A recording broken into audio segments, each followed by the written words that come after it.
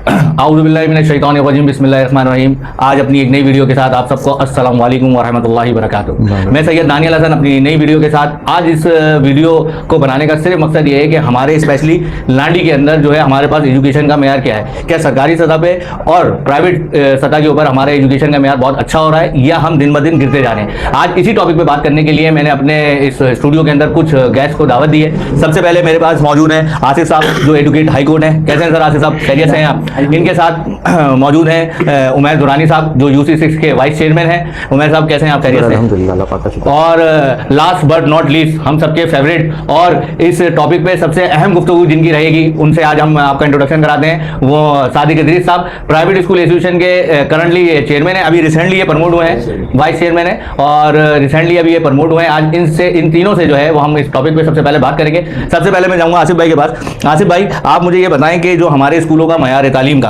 पहले हम सरकारी स्कूलों पे बात कर लेते हैं फिर प्राइवेट पे आते हैं, कि सरकारी स्कूलों का क्या वो मयार है जो एक नॉर्मल जो बच्चों को एजुकेशन चाहिए होती है उस हिसाब से? दानियल, हमारा ये अलमिया है और बड़े अफसोस के साथ कहना पड़ता है कि हमारे वहाँ दो तरह के तालीमी निज़ाम कायम है। एक वो है जो प्राइवेट स्कूल्स का है, एक वो सरकारी स्कूल्स का। और सरकारी स्कूल्स में बड़े अफसोस के साथ कहना पड़ता है कि वो स्कूल्स जो हैं वहाँ एजुकेशन, पहले तो एजुकेशन हो तो उसका मयार हो, अभी तो एजुकेशन ही वहाँ मौजूद नहीं है। गोश्त मुलाजमीन ने जो है सरकारी स्कूलों को तबाह कर दिया। दूसरा, जो लिटरेसी रेट है हमारे माशरे में बहुत कम है और लिटरेसी रेट कम होने की वजह से हम आज तक यही नहीं समझ पाए कि तालीम की कितनी अहमियत है हमारी ज़िंदगी में और एक पढ़ा लिखा माशरा ही बेहतरीन माशरा हो सकता है, लेकिन हमारी अलम है कि आज तक हम ये बात नहीं समझ पाए। अच्छा, ये देखें जो हमारे जो अभी सरकारी स्कूल हैं, आए दिन हम उनके लिए ये बातें सुनते हैं कि उनके बेचारे बच्चों की किताबें आई वो किताबें जो है वो किसी कारखाने से पकड़ी जा रही हैं जो बेच रहे थे, और इस तरह के ये पिछले 3-4 साल पहले एक स्कैंडल हुआ था इनकी गवर्नमेंट बुक्स का। तो उसके हवाले से आसिफ भाई मतलब क्या कहते हैं कि हमें अपनी इस्लाह की ज़रूरत है, हम बच्चे पढ़ा रहे हैं और बच्चों को जो उनके करता धरता जो वहाँ के जो टीचर जो उस्ताद है जिसका एक मकाम होता है, अगर वो इस तरह की केसेज और इस तरह के स्कैंडल्स बाहर आएंगे तो हमारी जो आने वाली नस्ल है उस पर क्या असर पड़ रहा होगा? जी हाँ, बिल्कुल, इसके बहुत बुरे असरात हैं और इसके सद्देबाब के लिए सबसे पहले तो हमें गोश्त मुलाजमीन को ख़त्म करना होगा, ये सबसे इंपॉर्टेंट मसला है। सेकेंडली, जितने भी गवर्नमेंट स्कूल टीचर्स या कॉलेज के टीचर्स हैं उनके जो प्राइवेट कोचिंग सेंटर उन्हें हमें बंद करना होगा। अगर वो अपने प्राइवेट कोचिंग सेंटर में, ट्यूशन सेंटर में अगर बच्चों को तालीम देंगे तो फिर वो गवर्नमेंट स्कूल में क्यों पढ़ाएंगे? क्योंकि अगर उन्होंने वहाँ तालीम का मयार बेहतर किया तो उनके कोचिंग सेंटर बंद हो जाएंगे, उनके ट्यूशन सेंटर बंद हो जाएंगे। तो इसके लिए बहुत ज़रूरी है कि एक गोश्त मुलाजमीन ना हो वहाँ पर तालीम का मयार बेहतर करने के लिए ज़रूरी है कि उनके प्राइवेट ट्यूशन सेंटर ना हो, एजुकेशन सेंटर उनके ना हो, उनके ऊपर कंप्लीट पाबंदी हो कि अगर वो कोई भी ऐसा प्राइवेट इदारा चलाएंगे, प्राइवेट कोचिंग सेंटर चलाएंगे तो वो वहाँ जॉब नहीं कर सकते। तो फिर शायद पॉसिबिलिटी है कि यहाँ का तालीमी मयार बेहतर हो जाए। अच्छा, मैं अगला सवाल करूँगा उमैर भाई। उमैर भाई, आपका ताल्लुक जो है वो UC से है, UC6 के आप वाइस चेयरमैन है। इसमें UC चेयरमैन की कुछ एजुकेशन पे भी कुछ जिम्मेदारी होती है सर, ऐसा ही है ना? जी जी बिल्कुल। तो सर आप उस एजुकेशन की जो थोड़ी सी जो जिम्मेदारी आप पर भी है, तो उस जिम्मेदारी को लेने के लिए कुछ ऐसे काम हो रहे हैं एजुकेशन के अंदर जिससे आम बच्चों को, आम पेरेंट्स जिनको राहत मिले, कोई एक्स्ट्रा स्किल या कोई ऐसी चीज़ जो आप अपने प्लेटफॉर्म से कर रहे हो या पाइपलाइन में हो या होने वाली हो? औज़ुबिल्लाहिमिनश्शैतानिर्रजीम बिस्मिल्लाहिर्रहमानिर्रहीम। बहुत शुक्रिया दानियाल आपका, बहुत शुक्रिया आपका दानियाल कि आपने मुझे आपने पॉडकास्ट के अंदर इन्वाइट किया। जैसा कि आपने फरमाया कि UC के अंदर जितने हमारे अंदर में, क्योंकि UC एक लोकल गवर्नमेंट का इदारा है, उसके अंदर बल्दिया के स्कूल जितने हैं वो आते हैं। तो उन बल्दिया के स्कूल्स के हवाले से जो पाइपलाइन के अंदर हमारी चीज़ें हैं और जो चल रही हैं अभी हमारे काम वो चल रहे हैं। सबसे बड़ा तो जो आजकल आपने देखा होगा कि IT के कोर्सेज जो हो रहे हैं, डिजिटल मार्केटिंग और हवाले से, AI से रिलेटेड जो है, बिल्कुल उसी हवाले से मैं दिन रात लगा हुआ हूँ कि लांडी के खासतौर पे अपनी UC और अतराफ की UCs के जो बच्चे हैं वो उनके लिए जो है ना हम ये डिजिटल मार्केटिंग के कोर्स हम इन्हीं स्कूल के अंदर शुरू करवाएं। और मेरी इसमें आगे बात भी हुई है इंशाल्लाह ताला, नेक्स्ट उसमें मेरी मीटिंग भी है वीक के अंदर। तो उस हवाले से फिर जो भी लायामल हमारा डिसाइड होगा तो हम इंशाल्लाह ताला, पूरी मेरी कोशिश है कि लांडी की आवाम के जो लांडी के जो बच्चे हैं उनको रिलीफ दिया जा सके ये फ्री कोर्सेज करवा के, ताकि उनका जो फ्यूचर है वो सिक्योर हो सके। ये जो आजकल बेरारवी का शिकार हुए हैं बच्चे सारे, उनके लिए भी खास तौर पे फोकस किया हुआ है मैंने कि उनके लिए भी कुछ ऐसा हो जाए कि इस लांडी के अंदर के उनका कुछ फ्यूचर सिक्योर हो जाए ताकि वो अपने पैरों पे आने वाले वक्त में खड़े हो सके। सर, इस मामले में कुरंगी आगे निकल गया लांडी से। कुरंगी में ये लैब IT लैब बन चुकी है और जो पर्सनली मैंने जाके देखी भी है और वो बहुत ही एज एडवांस टैग जो है स्टेट ऑफ आर्ट टेक्नोलॉजी की उन्होंने जो है वो लैब डिज़ाइन करी है। उसी तरह की आप जो लैब जो है वो आप लांडी के अंदर लाने की कोशिश कर रहे हैं? इंशाल्लाह ताला सर, पूरी मेरी यही कोशिश है। अच्छा, अब सबसे अहम शख्सियत हमारे साथ जो प्राइवेट स्कूल एसोसिएशन के वाइस चेयरमैन भी हैं, तो इनसे मैं ये सवाल करूंगा कि सर प्राइवेट स्कूल्स का किरदार कितना है एजुकेशन में, या खाली हम लोग अब सिर्फ जो है अपने पैसे बना रहे हैं सिर्फ? बिस्मिल्लाहिर्रहमानिर्रहीम। मैं बहुत शुक्रगुजार हूँ दानियल साहब का कि जिनकी तवज्जो से आज इनके स्टूडियो में बोलने का मौका मिला। अच्छा, जहाँ तक ताल्लुक है कि प्राइवेट स्कूल का क्या किरदार है या फिर सिर्फ वो पैसे बनाने में लगे, तो अभी हमारे जो साथी एजुकेटर साहब बैठे हैं उन्होंने कहा कि गवर्नमेंट का तालीमी मियार बिल्कुल ना होने के बराबर हो गया, खस्ता पे खस्ता होते चले आ रहे।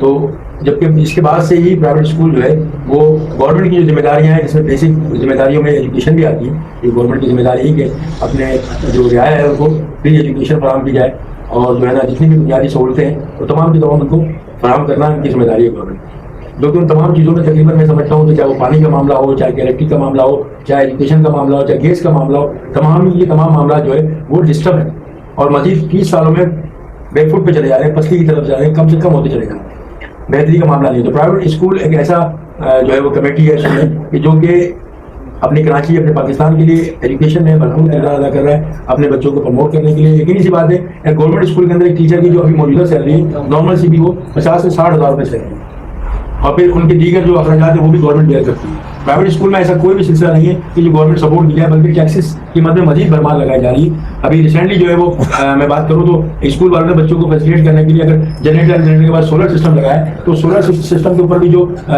हुकूमत ने जो लोग अपनी तरफ से रिलीफ हासिल कर रहे थे, तो वो भी जो है ना वो उसके ऊपर भी टैक्सेस लगने जा रहे हैं। तो हमारे ऊपर तो एक मुश्किल टास्क है और उसके अंदर जो है हमें अपनी कौम के बच्चों को बेहतर से बेहतर तालीम और मुस्तकबिल देने की तरफ कोशिश है। और आप जो कह रहे हैं कि माफिया है या पैसे कमाने में लगी, तो मैं समझता हूँ कि जरिए माश भी है हमारा।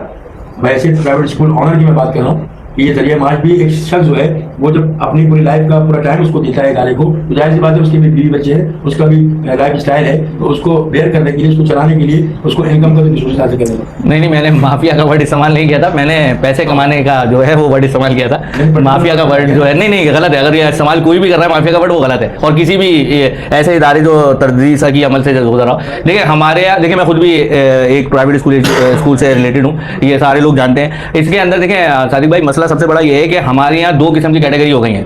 इसमें मैं आप सबका ओपिनियन लेना चाहूंगा।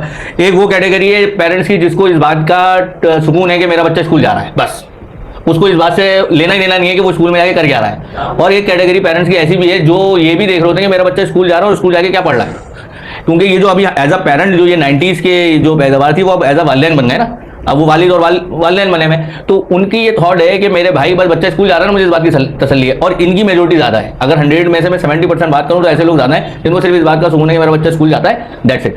आप ये जनरल एक क्वेश्चन करके देख लेगा पेरेंट्स से, मैं आप ये सवाल करता हूँ अपने बच्चे को मैट्रिक क्यों करवा रहे हैं, 90% लोगों को जवाब ही नहीं होता। अब ये समझने के रस्ता में मैट्रिक करवाना, भाई मैट्रिक करा रहा हूँ, तो उनके पास थॉट नहीं है। अच्छा, जो 20% है वो पूछते हैं आगे स्कूल से भी, भाई मेरा बच्चा स्कूल में क्या कर रहा है। ऐसे लोग आज भी हैं जो मैं आपको बता सकता हूँ जिनके बच्चे गवर्नमेंट में पढ़ रहे हैं और उनके बच्चों को वो घर पे ट्यूशन खुद पढ़ाते हैं, वो किसी प्राइवेट इदारे में या किसी प्राइवेट इंस्टीट्यूशन में नहीं भेजते। तो इस पे सादिक भाई आपका क्या? बेसिक जो दो वजूहत है, एक तो ये कि देखें बहुत सारे स्कूल जो पेरेंट्स है ना, उनको माशी हालात की बुनियाद के ऊपर इतना जो है ना वो फंसा दिया गया है कि वो अब इस तरफ देखने से कासिर है।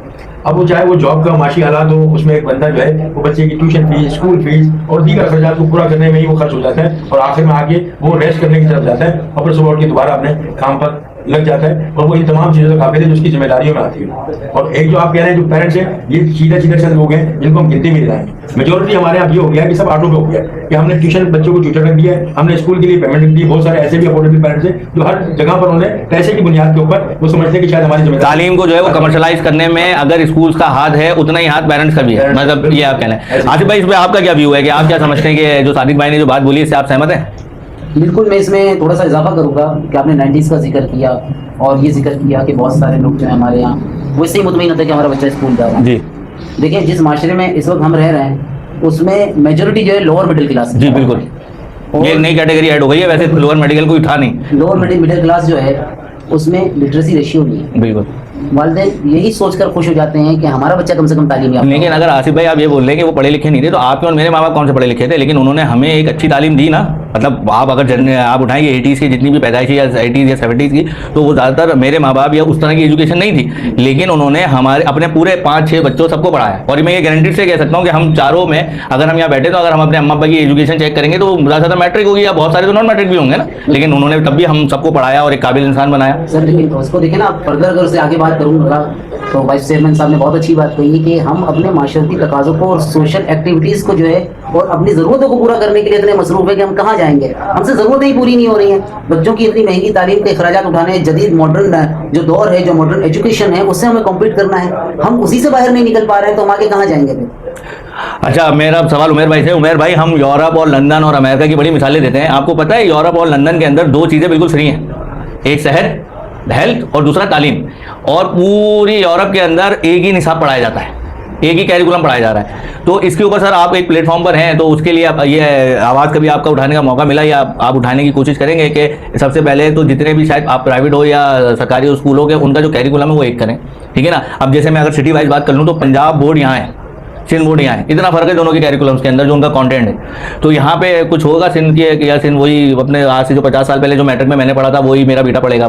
सर आपकी बात तो जैसे आपने बताया उसी हवाले से मैं अभी आपको लास्ट वीक का एक जो है नोटिफिकेशन याद दिलाना चाहूंगा सीएम सिंध साहब का, जिन्होंने एजुकेटर्स को सिंध गवर्नमेंट के स्कूल जो है वो टेक ओवर करने का कहा है कि आप सिंध गवर्नमेंट के स्कूल टेक ओवर करें, ताकि जो भी बच्चे सिंध गवर्नमेंट के स्कूल में आ रहे हैं और जो सिंध गवर्नमेंट से नाला है, हाँ वो मिडिल क्लास हो लोअर मिडिल क्लास हो, वो सारे बच्चों का तालीमी निसाब पूरे सिंध में इक्वल होना चाहिए और उनकी क्वालिटी एजुकेशन होनी चाहिए।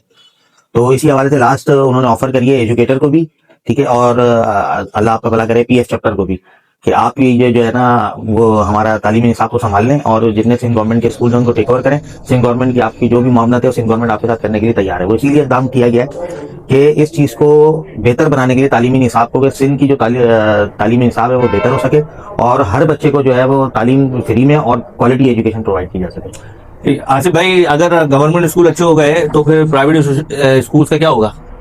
मुझसे सवाल जी सर, आप ही से सवाल है मेरा सादिक भाई। आप प्राइवेट स्कूल के आप यूके और कनाडा और लंदन की बात कर रहे हैं तो वहाँ के सिस्टम को तो हम फॉलो अप करने अभी कई साल लग जाएंगे, उस सिस्टम पे हम जा नहीं सकते ना। और फिनलैंड जो है सबसे आगे एजुकेशन, जी बिल्कुल, फिनलैंड के अंदर आप देखेंगे तो बुक का कॉन्सेप्ट ही नहीं होता। जी बिल्कुल, जो पिछले 3-7 सालों के अंदर बच्चों को बुक दिखाई नहीं जाती, बल्कि रियलिटी के मुताबिक उसको क्लासरूम और सफाई सुथराई, बैठना उठना खाना पीना सिखाया जाता है। जो कि अगर हम यहाँ शुरू करेंगे तो बाद में बोलेंगे हमारा पैसा, वो थीम बेस्ड स्टडीज कहलाती है, वो कॉन्सेप्ट ही वहाँ पर अलग है ना। तो वहाँ से तो बात कर रहे हैं बंदा बेकार है, लेकिन हम कंपेरिजन करते हैं ताकि हम ये दिखा सकें कि इसको बेहतर बना सके। तो बहरहाल मैं सवाल भूल गया था सर। मैंने सवाल ये किया था कि आसिफ भाई ने जैसे बोला, उमेर भाई ने जैसे बोला कि प्राइवेट स्कूल एजुकेटर अगर टेक ओवर कर लेगा तो फिर प्राइवेट स्कूल का क्या होगा? नहीं, ऐसा नहीं है। बहरहाल अगर ये सीएम साहब ने एक्शन लिया है और इसके ऊपर अगर उसी अंदाज से इम्प्लीमेंट हो सकता है जिस अंदाज से वो एसओपीज बनाई है उन्होंने और वो चलाना चाह रहे हैं, और अगर ये जो पीएफ चैप्टर है या एजुकेटर है अगर वो ये डर रखते हुए कि हमारे कराची के अवाम में हर कोई अफोर्डेबल नहीं है और वो अफोर्डेबल बच्चों को जो अनअफोर्डेबल है उनको भी कम से कम अखराजात के अंदर बेहतर से बेहतर तालीम प्रोवाइड करना चाह रहे हैं तो करें, लेकिन वो एक अलग स्टैंडर्ड है, ये एक अलग स्टैंडर्ड है। ये पस्ती से और बेहतरी की तरफ आ जाएगा, लेकिन जो और मजीद बेहतर है वो और बेहतर। मतलब आप ये कह रहे हैं अच्छा कंपटीशन हो जाएगा तो दोनों में बेहतरी आएगी ना, फिर के कौन ज्यादा बेहतर रहेगा। बहुत बहुत शुक्रिया आप तीनों का इस प्रोग्राम में आने का, achiever.daniel के अंदर। अपने नाज़रीन से ज्यादा सिर्फ इतनी सी बात कहूंगा कि देखें, अगर आप बच्चों को किसी भी स्कूल में पढ़ा रहे हैं ना या किसी भी आप इदारे में या किसी भी इंस्टीट्यूट में पढ़ा रहे हैं तो सबसे पहले आपको खुद कंसर्न होना जरूरी है। आप वहां जाके ये तो चेक कर रहे हैं कि आपका बच्चा किस बेंच पे बैठ रहा है, बेंच तो खराब नहीं है, पंखा चल रहा है नहीं चल रहा, लाइट चल रही नहीं चली, लेकिन जो सबसे अहम चीजें जो चेक करनी चाहिए वहाँ की एजुकेशन का, तालीम का मेयार, वो हम चेक नहीं कर रहे। तो सबसे इंपॉर्टेंट चीज ये है कि आप ये चेक करेंगे वहाँ के तालीम का मेयार क्या है और वो क्या डिलीवर कर रहे हैं और वहां से क्या किस तरह से पढ़ा रहे हैं, और उसको चेक करने के लिए आपको उस बच्चे की किताब खुद पढ़नी पड़ेगी। तो ये रीडिंग हैबिट डालें। आज तक के लिए इतना ही। मेरा डिजिटल यूट्यूब चैनल achiever.daniel को देखने के लिए शुक्रिया। अगर आपको ये वीडियो अच्छी लगी और पसंद आई तो इसको लाइक और शेयर कमेंट करें। अपने तीनों मौजूद मेहमानों के साथ आपको अल्लाह हाफिज।